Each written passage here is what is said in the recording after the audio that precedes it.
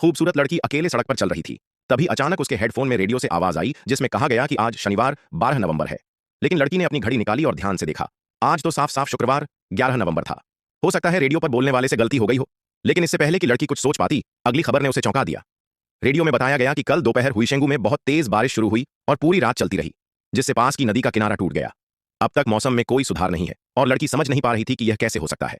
जब लड़की हुईशेंगू की सड़क पर चल रही थी, उसने ऊपर देखा। आसमान एकदम साफ था, एक भी बादल नहीं दिख रहा था। बारिश का तो नामो निशान नहीं था। अब लड़की थोड़ा डर गई। क्या यह भविष्यवाणी कर रहा है? उसी समय पीछे से एक कार आ रही थी। लड़की ने जल्दी से उसे रोकने के लिए हाथ हिलाया। उसे नहीं पता था कि रेडियो पर जो सुना वह सच है या नहीं, लेकिन वह सावधानी बरतना चाहती थी और जल्दी से घाटी से बाहर निकल जाना चाहती थी। कार में एक बुजुर्ग जोड़ा बैठा था। उन्होंने लड़की का घबराया चेहरा देखा और सोचा कुछ गड़बड़ है, इसलिए वे उससे बार बार पूछने लगे। लड़की को डर था कि कहीं वह किसी सपने में तो नहीं है, तो उसने उनसे पूछा कि आज कौन सा दिन है। जब उन्होंने बताया कि आज सच में शुक्रवार 11 नवंबर है, तो उसे यकीन हुआ। उसने धीरे से होंठ दबा लिए और फिर चुपचाप बाहर देखने लगी। ये मामला बहुत अजीब था। उसने फिर से हेडफोन लगाए, लेकिन फिर उसी रेडियो होस्ट की आवाज आई। इस बार कहा गया कि इलाके में बाढ़ का खतरा घोषित कर दिया गया है और बाढ़ में अब तक 5 लोग जान गंवा चुके हैं।